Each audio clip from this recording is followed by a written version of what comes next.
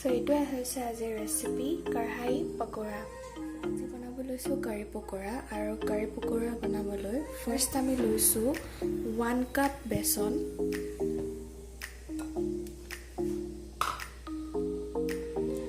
আধা কাপ দৈ,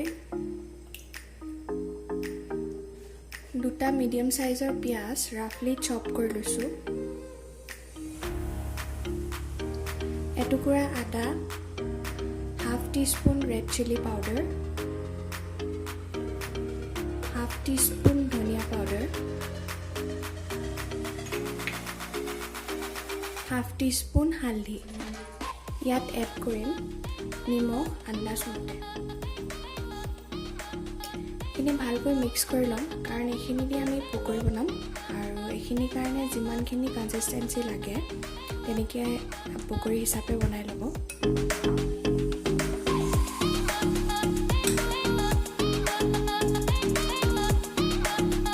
এইখিনি ধুনীয়াকৈ মিক্স কৰা হৈ গ'ল। এতিয়া মই ইয়াত ইউজ কৰিছিলোঁ টেঙা দৈ, আপোনালোকে টেঙা দৈ ইউজ কৰিব। এতিয়া বনাম তাৰ গ্ৰেভিটো মানে কঢ়াইটো। তাৰ কাৰণে লৈছোঁ মই 1 কাপ দৈ, টেঙা দৈ। ইয়াত এড কৰিম 2 চামুচ বেচন আৰু তাৰ লগতে এড কৰিম 1 টিস্পুন হালধি পাউডাৰ। এইখিনি ভালকৈ মিক্স কৰি ল'ম।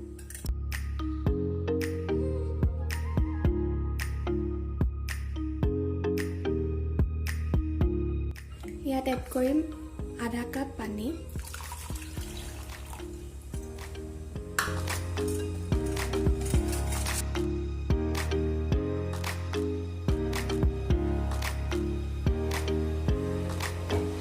ৰেডি হৈ গ'ল কঢ়াইখিনি আৰু ইয়াত ৰেডি হৈ গ'ল পকৰিখিনি। এতিয়া আমি পকৰিখিনি ভাজিতে দিছোঁ আৰু তেলখিনি গৰম হৈ গৈছে। মই ইয়াত এতিয়া পকৰিখিনি দি দিম।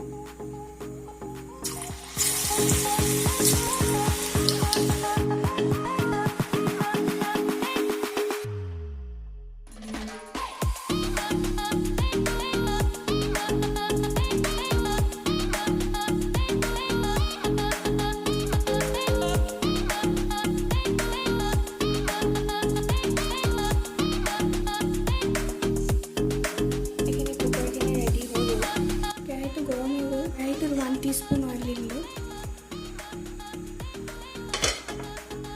1 টিস্পুন ঘি দি দিম। ইয়াত দিম 1 টিস্পুন জিৰা, গোটা জিৰা,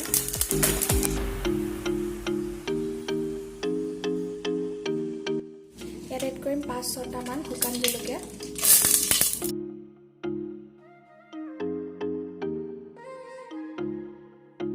ইয়াত এড কৰিম আদা আৰু নহৰু সৰু সৰুকৈ কাটি থোৱা,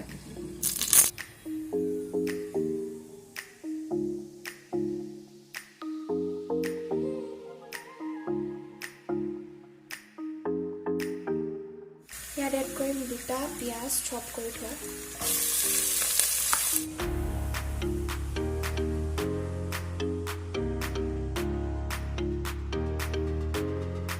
ইয়াত এড কৰিম 2টা বিলাহী ডাঙৰ ডাঙৰ কাটা,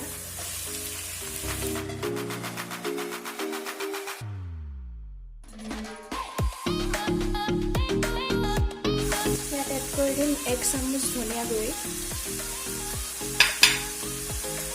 1 চামুচ ৰেড চিলি পাউডাৰ,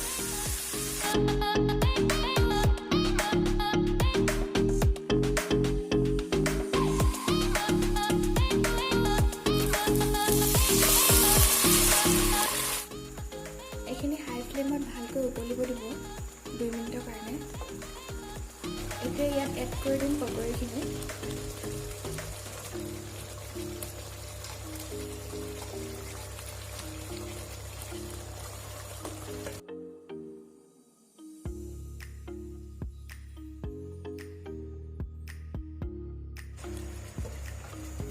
এইখিনি ৰেডি হৈ গ'ল আৰু এইখিনি ওলাই ল'ম।